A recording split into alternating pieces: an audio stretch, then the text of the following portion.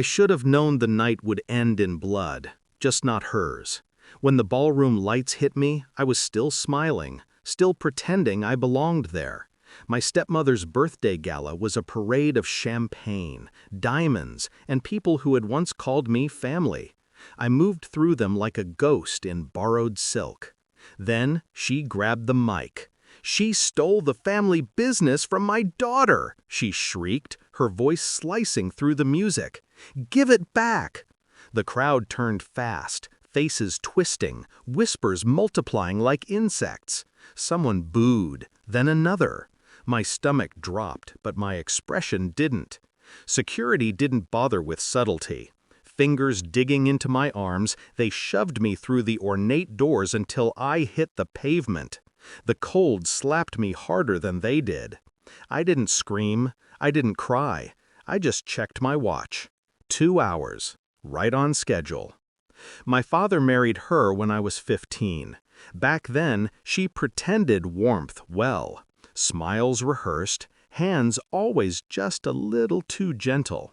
She'd call me sweetheart, like she'd practiced the word in the mirror. I wanted to believe she loved him.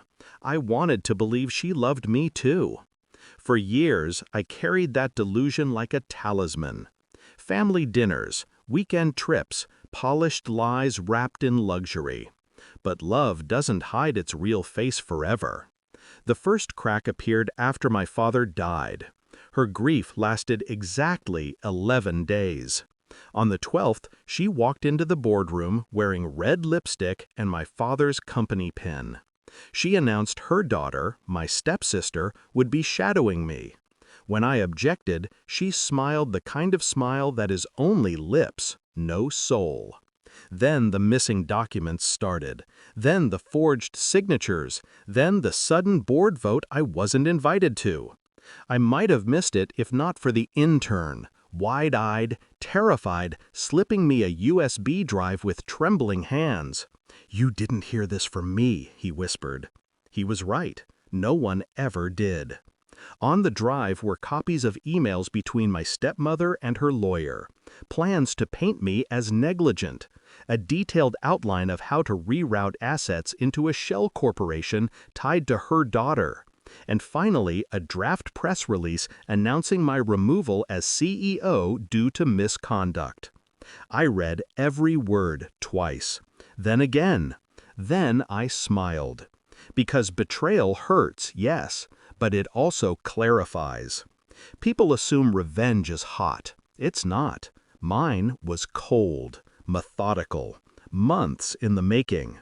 I started by moving what mattered: legal rights, patents, proprietary formulas, all quietly reassigned, not to me, but to a trust registered overseas and owned by someone they would never think to investigate, someone I created.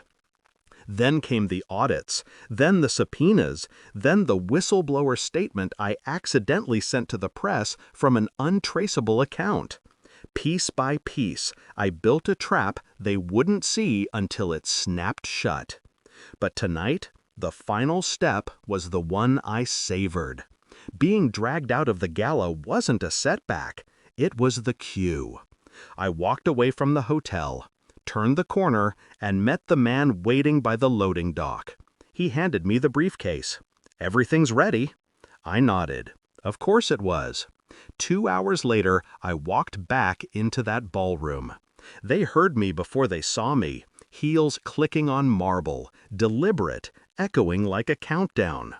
The room fell quiet, conversations choking mid-sentence. My stepmother turned, ready to smirk. Then she saw what I carried, the briefcase. And behind me, the investigators. Federal, not local. A few guests gasped. Someone dropped a glass. My stepmother's smile curdled. I walked to the center of the room, set the briefcase down, and opened it.